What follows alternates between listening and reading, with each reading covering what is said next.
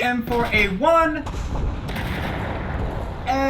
experience. The M4A1 Sherman, named after the American Civil War Union General William Tecumseh Sherman, a name given to the tank by the British, was a sub-variation of the M4 Sherman tank family and was one of the earliest versions of this new kind of all-purpose medium tank. The Sherman was a direct upgrade of the older M3 Lee, which was a stopgap tank made until something better could be designed. Both the Lee and M4A1 Sherman used the same chassis and nearly identical armor protection with 53mm on the front, 38mm on both the side and rear, while for the turret it had 76mm on the front mat lid and 51mm all around.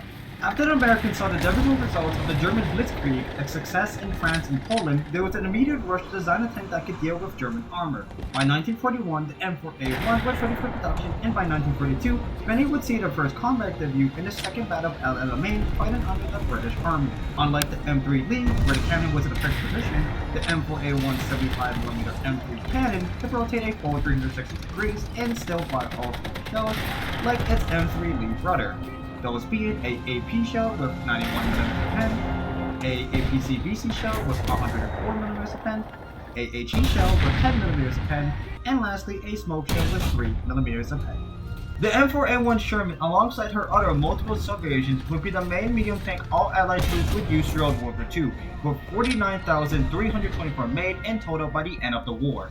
In War Thunder, the M4A1 Sherman is an absolute beauty to unlock and placed as an excellent all-rounder medium tank. Being placed at BR 3.7 rank 2, it's quite devastating in the right hands. Some foes you might encounter are German Pumas, Panzer IIIMs, Panzer IVGs, Soviet T-34s, KV-1s, Su-122s, and even some British tanks like Surman 2s and Cromwell 5s. Some pros of the M4A1 are, being placed at BR 3.7, its armor can be difficult to pen for some tanks, having an excellent 75mm cannon, it can reliably pen most things you may encounter, and lastly, it's one of the few tanks at this BR that has a critical stabilizer, making it even easier.